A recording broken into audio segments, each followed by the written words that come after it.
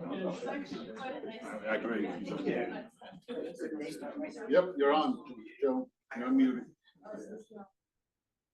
I think it records who's on too.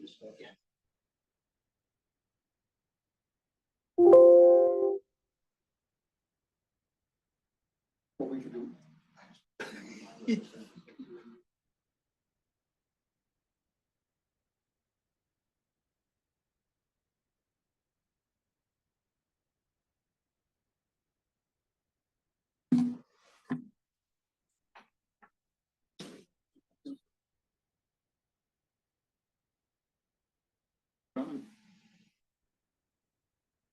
Everybody, we'll get started. I'm Joe Barillo, Director of the Morris County Office of Planning and Preservation. I'd like to thank everybody attending today in person and also online. Morris County is the negotiating entity for 11 of the municipalities, and the Highlands will take the remainder. There's lots of information on the state plan process on our website, so please feel free to take a look at that. And also, to all municipalities that we are the negotiating entity for, please have your cross acceptance templates to us by the end of March. I know it's a tight time frame, but just please do your best. And to everyone online today, just a reminder that it's listen only. And if there's any questions, feel free to follow up with Walter and his staff, or also me or my staff. So with that, we'll give it to Walter Lane. Thanks, Joe. Yep. Thank you and good morning, everyone. I am Walt Lane. I am the Acting Executive Director at the Office of Planning Advocacy. I think we could start our presentation. So here to talk about the state plan. So just to give a little bit of background, the Office of Planning Advocacy is in the Department of State. We are part of the Business Action Center. So the Business Action Center, its goal is to really support all businesses of small, medium, and large businesses throughout the state with various regulatory and permitting issues, advice, business development, all those types of issues. We run up to all of our residents to help grow the economy in New Jersey. Our vision is a flourishing business economy. We want to make sure we're helping entrepreneurs start up businesses. We're business owners, business leaders, exporters, municipalities, county, our state agency partners. So there's several different functions that are in the Business Action Center. So one of them is the Office of Business Advocacy. That is working with businesses that are trying to locate in New Jersey or looking for space to expand or develop new facilities. They help with the permitting process and those types of issues. The Office of Export Promotion does what it says. It works with any size businesses to help grow their exports of goods and services to outside of the country. The Small Business Advocacy Group, that mans the call center. So the Business Action Center has a call center for the state. So if people have questions about how do I file to form my business, the various reporting requirements, where do I get business records, they help with a wide range of questions and support that, or direct those people to other state agencies that might have the information they need. There's our office, the Office of Planning Advocacy. We are staffed to the State Planning Commission. State Planning Commission is responsible for updating and implementing the State Development and Redevelopment Plan per the State Planning Act. And we also provide technical planning assistance to our local planning partners, our counties, our municipalities, and any of the other regional planning agencies in the state. And the last is the Cannabis Training Academy. That is supporting training opportunities for people that are looking to develop cannabis businesses throughout the state, based on the law that was passed several years ago. So we really are here to serve all those different businesses and support the robust economy in New Jersey. So the state plan itself. So the state plan came out of the State Planning Act that was adopted in the late 80s as a companion piece of legislation to the Fair Housing Act. So the idea with the state plan is to have balanced growth in the state, as well as preserving our unique and rural landscapes, our farmlands. We are the Garden State for a reason. So really, you're going to hear me throughout this presentation talk about the state plan as a balancing act. There's various state agencies and efforts in the state to promote growth. There's also ones that promote preservation and restoration of environmental resources. So there we go back.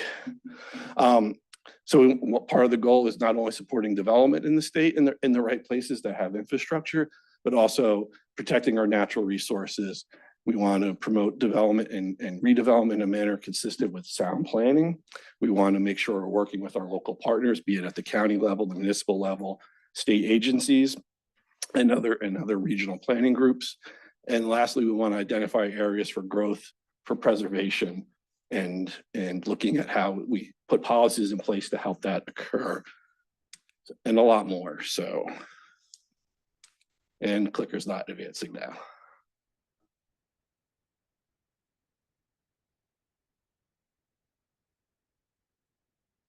There we go.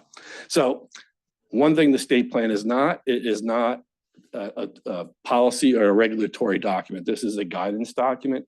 This is to provide a planning framework for decisions and coordination of planning efforts at all levels of government. It does not overrule local zoning or local master planning efforts. One of the other key aspects of the plan, it really is the state agencies are used this to guide for their functional plans, as well as a guide for when they're developing regulatory policies and regulations. So, and their plans and their regulations need to be consistent with the state development and redevelopment plan. So there is a couple different paths that are underway right now. So we are in the cross acceptance process. So there's a preliminary draft of the state development and redevelopment plan that was released on December 6th of last year. The last time the plan was updated and adopted was in 2001. So a lot has changed. So there's a new plan that's that's out there for public comment. And it really, this is what cross acceptance is trying to gather public comments, public input to make it the best plan possible. So as part of that, in the State Planning Act, there is an infrastructure needs assessment that has to look at the infrastructure needs of New Jersey going forward with implementation of the plan. So that's looking at the cost of roads, sewers, other public infrastructure, power, water, all those types of things. And then the impact assessment is look at what would the cost savings be if the plan was implemented based on following the various guidance and policies in the state plan. And last, there's a state plan policy map, and that really provides the geographic focus for the various goals, goals, objectives, and strategies and policies in the state plan. Stakeholder engagement is really an important part of this process. So this is one of 22 public meetings we have to have from 45 days after the release of the plan and complete all these by 90 days. So my team and I are taking a tour of the state as we speak. This is number 9, right? Yes. So, but before that began, I have to give my predecessor, Donna Rodero, a lot of credit. She did a lot of stakeholder engagement, working with all the counties and working with all the state agencies and holding various focus groups and outreach efforts to identify issues that should be considered and policies that should be included in the draft plan. So that occurred over the last 2 years. Before I became here, I was at Somerset County for many years, actually 27. So my first project when I started as an intern was working on the 2001 state plan. So I'm very familiar with this, and this is not like the old cross acceptance process from before. This is the Office of Planning Advocacy worked with the County Planners Association to how to streamline this process and make this much more efficient and manageable going forward. So this is, an effort to really identify where there's inconsistencies and how we can bring consistency to the greatest degree possible with this planning process. So once we conduct the public hearings, public meetings, as Joe mentioned, the counties are going to submit their cross acceptance reports in May, and then we go through a negotiation process where we try to address any of the inconsistencies to the best degree that we can.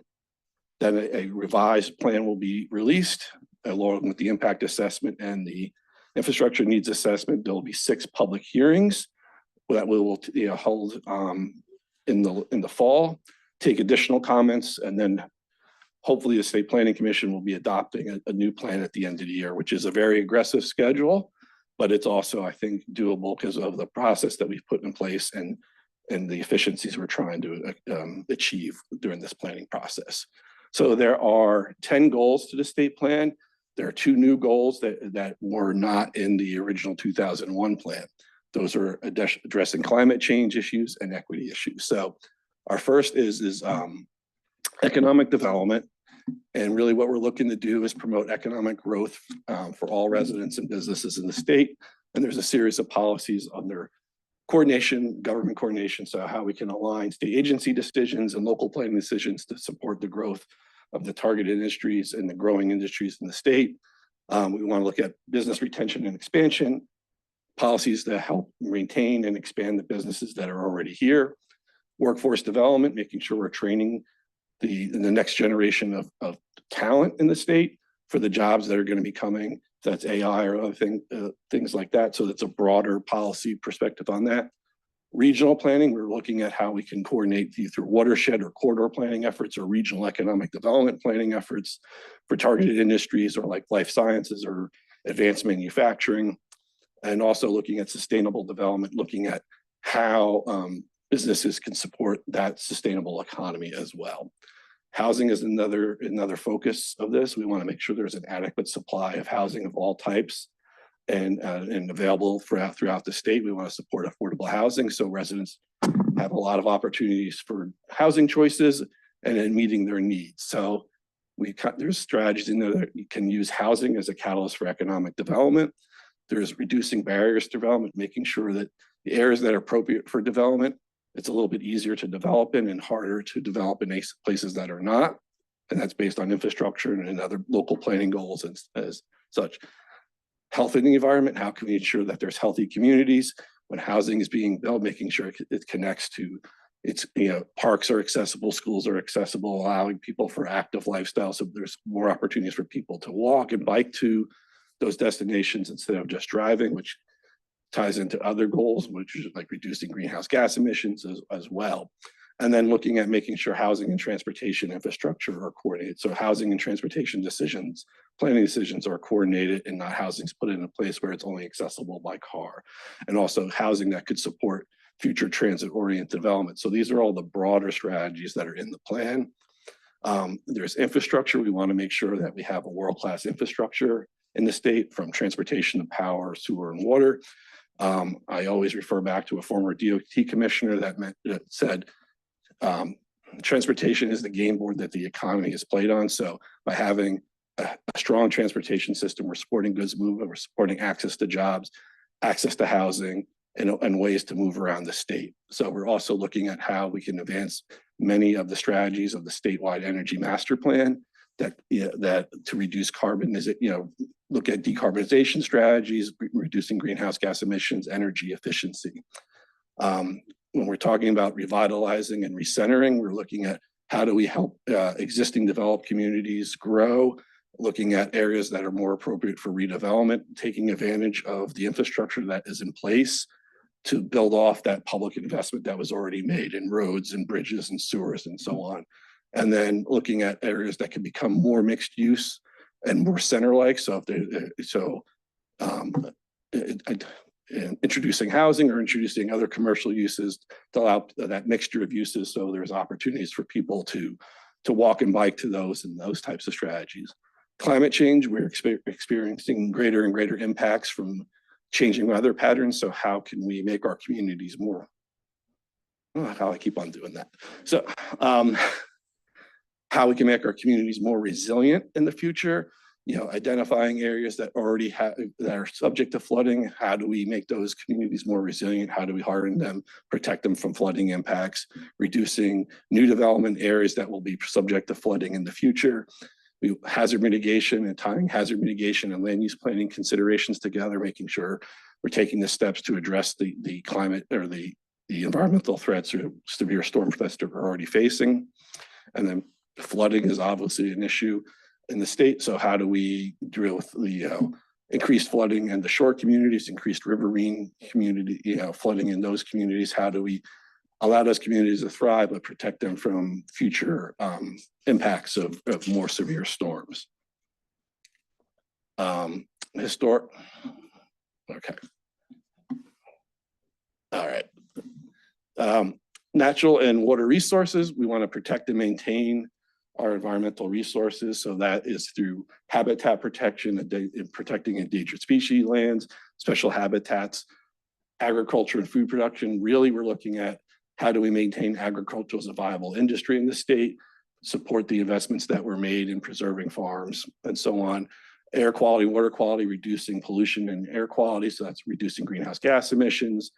Water quality, how do we clean up contaminated groundwater and those types of strategies, addressing lead in drinking water, are just of the few. So, and a lot of these, as you hopefully can see, how tie back to other goals and objectives in this plan. And when I was at Somerset, I used to say the money that the county had spent preserving open space, preserving farmland, preserving historic resources were investments, and how we can leverage that for other economic activities. So if that's promoting tourism, film and digital, filming opportunities for motion pictures or TV shows. When those companies come in, they spend money in the local economy. So that, and especially with the farmland program, how do we make sure agriculture remains a viable industry? So those, when its farm is preserved as permanently preserved through the farmland preservation program, it can only be used for agriculture. So how do we make sure our farmers can survive and provide local food options and such? We talk about pollution and environmental cleanup. That's really talking about how we can address those environmental issues from the previous one, but also really want to focus on brownfields redevelopment, putting those sites that are underutilized for potential contamination to more productive uses to support community needs, be it parks or employment opportunities or housing, looking at waste management and those types of issues, making sure waste management facilities are sited appropriately, not more into overburdened communities, but are also, any new facilities would be sited in ways that reduce community impacts. We want to protect our historic and scenic resources. We want to use arts and culture to support community revitalization through creative placemaking strategies. We want to make sure that we're linking together our various open space and recreational resources. So that's promotion of regional greenways, promotion of interconnecting existing development to parks so people can walk and bike instead of driving to their local open space resources amenities. And then with equity, we're looking at any community that has been suffering or is a disadvantaged community or suffering from underinvestment, be it rural, suburban, or urban, irregardless of demographics, what opportunities can we help create in those communities to spur their revitalization? And then also looking at how we can advance the state's environmental justice laws as well and addressing impacts to overburdened communities, reducing the impacts from previous transportation investments. So there's a whole series of those types of strategies and policies in this plan. And then the last is a comprehensive planning goal. How do we coordinate planning at all levels of government in the state? Promoting, as I said before, corridor planning, watershed-based planning, regional greenway planning, regional economic development type of work through that planning process, looking at how we can address issues throughout the state that cross over municipal or county borders. And then we want to identify areas of critical concern. And then those could be things like the Saraland Mountain Preserve or the DNR Canal Greenway or other special resource areas, making sure those areas are protected and efforts are coordinated amongst different levels of government. And then we coordinate with all our planning partners, the Pinelands and the New Jersey Highlands, the Casino Reinvestment Authority, Fort Monmouth, and the Hackensack Meadowlands. So there's the state plan policy map. As I said before, this gives the geographic focus to all those strategies, goals, and objectives in the state plan. So the idea that clearly identifies where growth should occur in the state and where preservation should occur, and then decisions that be made for investments in those areas. In the past, this has been somewhat of a contentious issue going forward. But during this process, we are not recommending any changes, no proposed changes to the state plan map from the state. So we're asking our county and local partners to identify potential mapping changes to ensure the highest level of consistency between local plans and the state plan policies going forward. In order to help with that, we worked with our partners at Rowan University to develop the Smart Growth Explorer tool. It's a beta tool, so this is not officially part of the state plan. It was developed parallel to it to help local decision makers look at various sets of data and criteria to help determine if any piece of parcel of land is more appropriate for development or for preservation. So there's a whole series of development factors and environmental factors that go into this in various weights. And the more points you have, it's probably more appropriate for a development option. The less points you have, it's more probably for conservation or preservation. So there's not an exhaustive list of factors. This is a high level, and it's meant to be a tool. And we're also looking for feedback from our planning partners. Are the weights right, or there's other data that should be incorporated into this? But this is to help start those conversations for those potential map changes, so that the mapping tool is available through that link. And this presentation will be made available afterwards. So if you need to find it, it's also available on our website. So there's different ways to access that. So I've mentioned cross-acceptance numerous times during this presentation. So the official definition out of the State Planning Act is cross-acceptance is the process of comparing statewide planning policies at all levels of government with the purpose of attaining a high level of consistency amongst municipal, county, and state plans and the state plan itself. So when state plans refer to state agency plans. So the idea is have the greatest level of consistency. That doesn't mean that we're going to get all the towns in New Jersey and all the counties and all the state agencies to completely agree on everything. But to the highest degree possible, that's what the goal of the state plan is. So once we receive the cross-acceptance reports, which are from each of the counties, that will contain how their plans are consistent with the state plan, as well as identifying any potential changes they would like, but also how the municipal plans in that county are consistent and potential changes the town are seeking. That all goes into those cross-acceptance reports that come to us at the end of May. In June, July, and part of August, we'll be working with the counties to come up with what we're calling the list of statements of agreements and disagreements. And when these cross-acceptance report comes in, these are meant to be high level. So we're not expecting our towns or our county partners to go through each goal of their master plan and say how it's consistent with every goal of the state plan. We're looking for a high level overview of how your plan is consistent. And if, for example, if you have an open space plan where you're talking about trails and connecting, trails to where people are living, so that addresses some of the housing goals, it addresses some of the natural resource goals and the climate change goals, because by people walking and biking more, there's less greenhouse gas emissions. So that's just an example of what we're looking for. We're looking for, and not in hundreds of pages like before, but short book report, like a couple of pages to how you're consistent. Because to us, the more important is where there's changes to the actual policies and plan that you would like to see potential changes. That's where we need to focus. So as I said, that's the negotiation phase with the statements, agreements, and disagreements.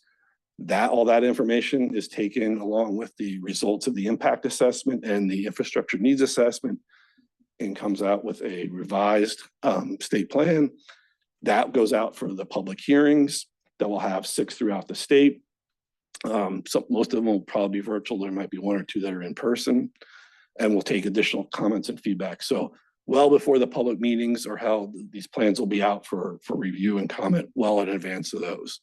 And then we take those comments. So to go over the timeline a little bit. So the state plan office, the Office of Planning Advocacy noticed our towns and our county partners beginning of last year that we're beginning the cross-acceptance process.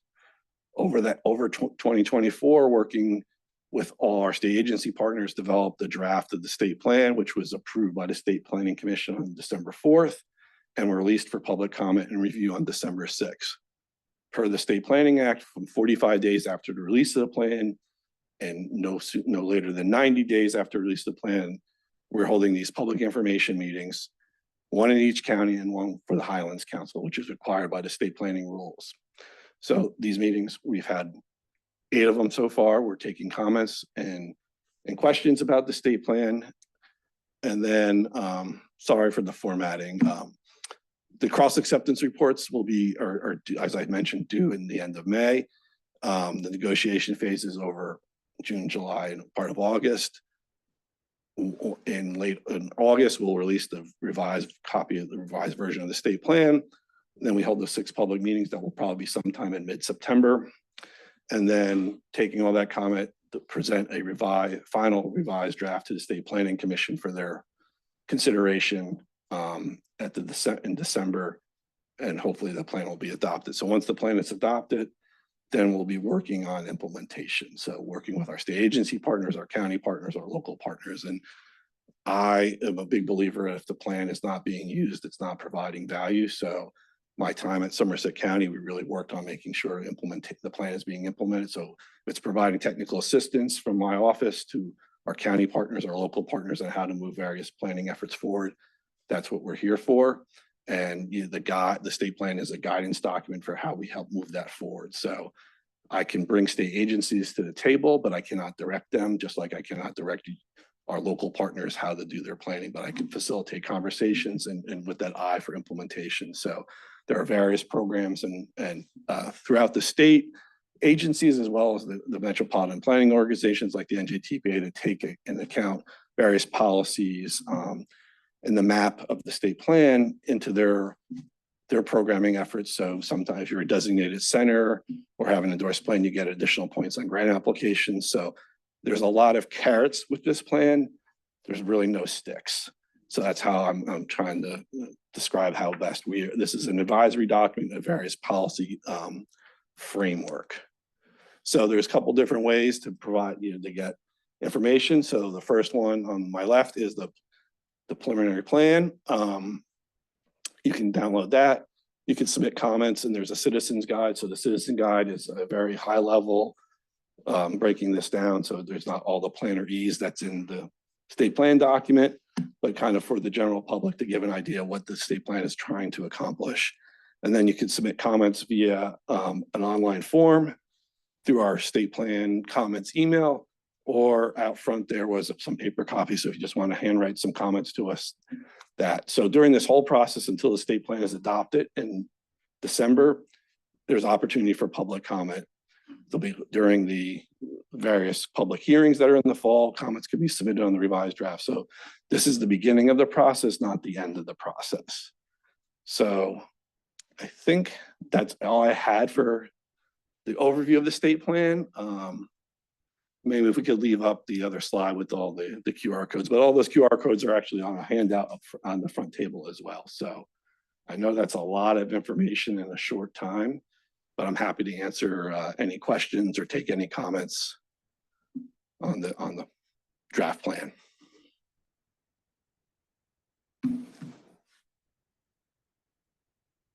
You have comments? Sure. Is that?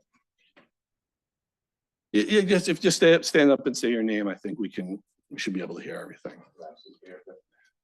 David Hans, I'm from Long Hill Township Planning Board, and so Bob, sorry, not coming on in person, get out of the house as much as anything else. So it's good to see people face to face. So thank you for your time there.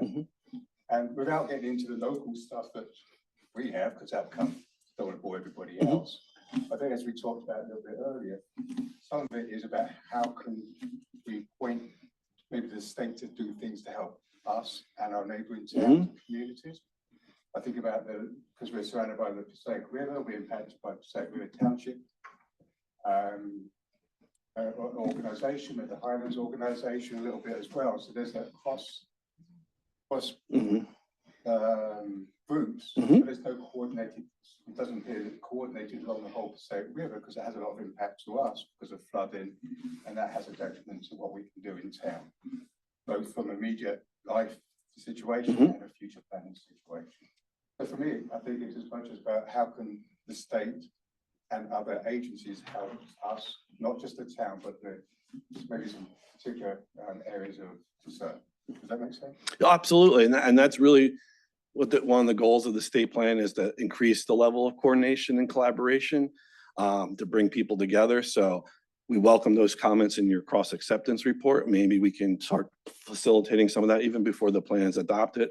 I'm a big believer. I would love to be able, when the plan's adopted in December, show that we already had a couple wins that came out of this planning process to show that the value of the state plan. So like I said, I worked for Somerset County for many years.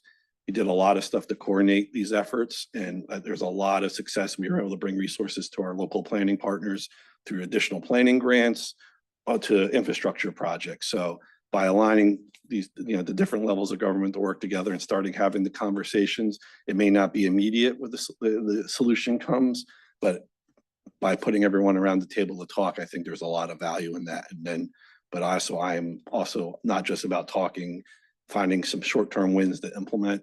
So I joke that my former county administrator, who was the engineer before he became the administrator, said I was a planner who got things done. So I'll take that as a compliment from an engineer. And that's really what I'm looking at, of like, how can we get some quick wins and show like what we're doing matters and the plan's not sitting on the shelf gathering dust.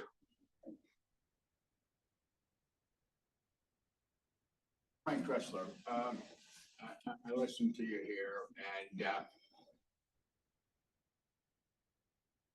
talk about transportation, talk about housing. most of the towns to building other housing besides affordable, overdeveloping in my mind. State that is the most densely populated state has not made highways, okay.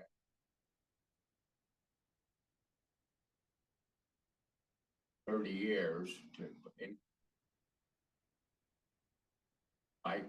biking, haven't seen county anyway. State biking done nothing. Maybe municipalities have done something, but you will just push this down. Expect all these things to happen, and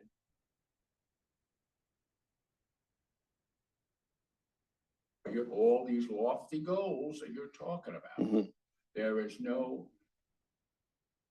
help from them. They have not put their portion forward. I have to go through these, listen to these things, opt the plan, and we put it in a closet. And No, I appreciate your comments, but I think there are some success stories that there are. let's mention some. So I can't come off with That's all right. what I'm trying to say is there is a complete streets policy. So the state, as they're developing and rebuilding highways, adding bike lanes, I can say from a Somerset County example, there is multi-purpose trail along the Route 206 project. There's other, when they're working on pedestrian improvements on some state highways that are within downtowns or more developed areas, there are bike lanes. So there are bike lanes being built throughout those different projects, because that's a requirement that the state has as part of its own complete streets policy. It's also funded, those complete street type of improvements at the local level. Those are also funded by the NJTPA. So there are a lot of bike lanes that have been created throughout the state. There's a lot more to go.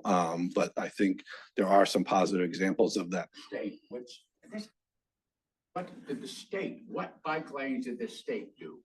Municipalities, counties have done some. There's no question. What have they done on their state roads? And you talk about state roads, oh yeah. Right now, you can go Route 10, any place there's a road, well, we put in a handicap curb. There's no sidewalk there, but we put in the handicap curb. It doesn't make sense. Oh, because we got a regulation. The regulation's good, but the policy isn't. Well, that's what we're trying to get at with this plan. And if there's ways to improve what the state's doing, that's what we're here to kind of accomplish. So. I could just follow up on that point. Sure. You're absolutely right on your last point, example. My neighbour, just my town, my neighbour, we have so they mark a cross in the road, the line, put in the curve, Yeah. and it goes to bars. Yeah. It has zero purpose. So I think the point then is some of this stuff is just impractical and not thought through properly, and then it's people pointing to do it. So I agree with that. So that last point is. Yeah, so part of the state plan goal is to improve that coordination. So but for example, the curb ramps, that's a requirement to meet the Federal American with Disabilities Act. Agreed, yeah. So sometimes, but the state plan is encouraging communities, and if it's the counties or the municipalities or the state on their facilities to add sidewalks, that's the goal with that. So to make those connections. So that's what the overall the guidance of this plan is. It's the way that people read it and are enforced to do it. I think there's a disconnect. Understood. I sat on the other side of the aisle before I was at the state, so I understand the concerns. So, but my goal, my being here, I'm hoping that we can change things going forward.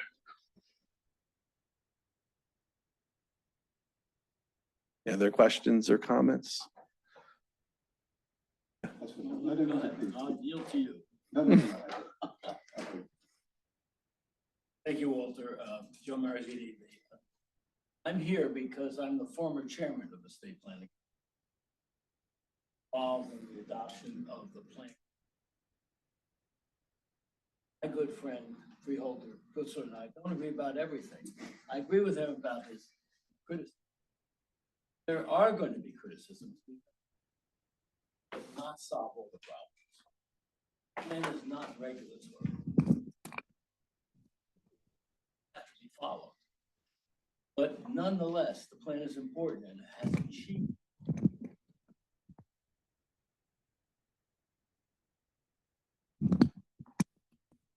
Evidence of that is that when the plan was adopted, compare then trend with the plan future hoped for. He's got a microphone And for the you. plan future was to direct, oh, thank you. The plan future was to direct more development into existing and new centers and less development into rural and environmentally sensitive areas. That's happened dramatically since the plan was adopted. The number of certificates of occupancy that have been issued in communities that are over 90% built up have soared since the plan was adopted. Is that only because of the plan? No.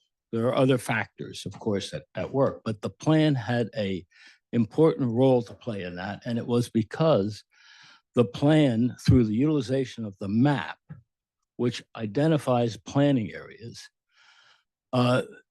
was embedded in state regulations, which you probably have covered. I apologize for being late, which provide extra points for projects that are in the growth areas in the plan to encourage growth in areas where we want growth and discourage it in areas where we want preservation. That's happened as a result of these programs that quietly add extra points, which encourage development in those areas.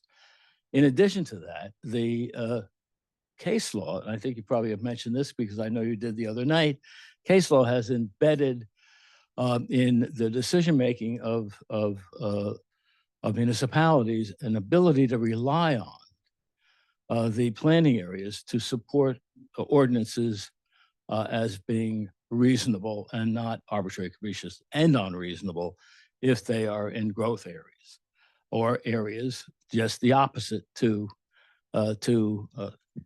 restrict growth. So the plan works. It can work. It can be better. One of the problems with the plan is, and I've beaten this bush for years when I was the chairman, state agencies don't follow it. And that's exactly what has been mentioned by Freeholder Drutzler, for the man who sat up here for years and led this county. And that is a failure of the plan. That's a failure of the state agencies. There has been an ability to get more state agency buy-in over the years, but there is a big hole in the process. And so I'm here to stand in favor of the adoption of this plan, to thank Governor Murphy for having the courage to bring it forward. Not since Governor Whitman have we gotten this far. And I am here also to say that state agencies need to follow the plan in their functional plans. It is, after all, the state development and redevelopment plan that has an impact on communities, but communities at the mercy of state agencies, as has been mentioned here. And so this is an apt way to say that the comments from the public we're hearing today are addressed to this issue about state agencies dropping the ball. And so I'm standing here hoping that this message gets back to Trenton. Thank you. And we've definitely heard that loud and clear in previous cross acceptance meetings. And I am a big believer that we can always do better. So that's one of the reasons I took on this challenge when some people told me I was brave for taking this on. So, but I think there's some real opportunities to make improvements. And that's my vision for being in this role. The one thing that I didn't mention is, and I go back to this idea of pushing all this development, okay? And there are places for it and there are places not for it. And you see it with flooding. Anytime you have a rain event, it's a crisis in New Jersey now. And this is, and we blame it on climate change. And maybe you can do that.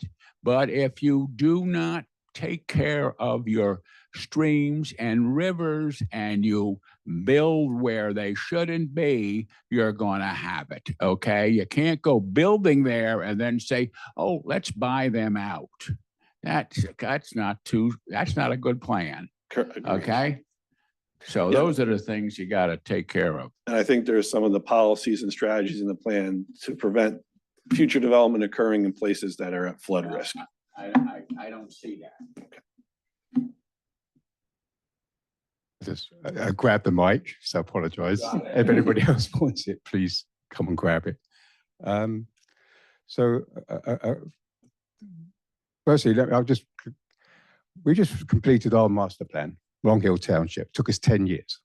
I was on it for 10 years before we got it done.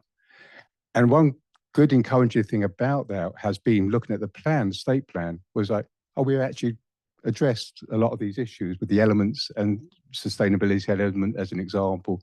We recognized the need for the climate change and the flooding has a big impact on our town. So we were encouraged that we can look back from our master plan and look at the plan. What I'm a little bit surprised about for myself was at nowhere during those 10 years did anybody, our planners and myself included, recognize the state plan existed. I didn't know it even existed. And I feel bad about that for 10 years.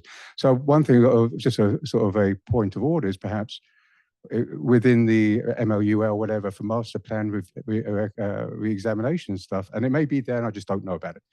Reference back to the master state plan, so we know that we have a guide to maybe think about. So I just want to point that out as a comment.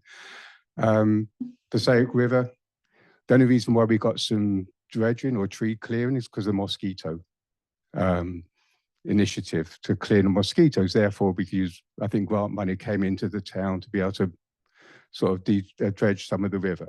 But we shouldn't be relying on mosquito for something as fundamentally important as the Passaic River and clogging. And you go down there as Boy Scouts, we'll go down once a year and declog the river, cut down the trees. Right? But we shouldn't have to be, it's a good project, but should we be doing that for something as critically important, the Passaic River, as all the towns that feed down from us? So it's those sort of coordinated efforts, I think, anything come out of this. And my last quick comment is New Jersey Transit, Trails by Rails. We have 3 train stations in town to be able to support, to connect the various centres within the town. So we just need support there perhaps as well. That's it, sorry. Okay, any other questions? Okay, so pretty much, a lot of the municipalities in Morris County they're on the ball with their planning. And I think one key thing to take away from this today is that, once this process is over, that you can use the state plan as a tool. Former Mayor Drexler has very valid concerns that even in my office, we grumble about almost every day. So that's why it's important to coordinate with Walter's group at the state. So that way, you comply with certain things in the plan. When DOT or DEP comes up with something ridiculous to you, you can point to this plan and be like, listen, no, that's not how it's going to be. And that's where our office can come in to help facilitate conversations about those issues.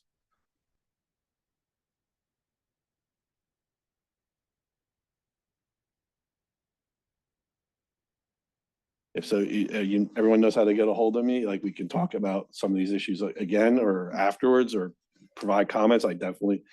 All these comments are great. Please make sure they get in so I can then bring them back to the State Planning Commission so we can begin to address them. I'm going to say thank you for your time and doing this.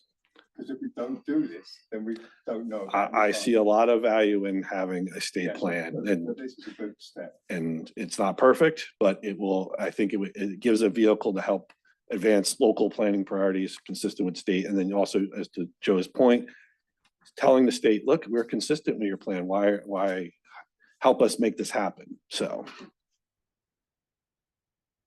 all right, thank you everyone for coming out today.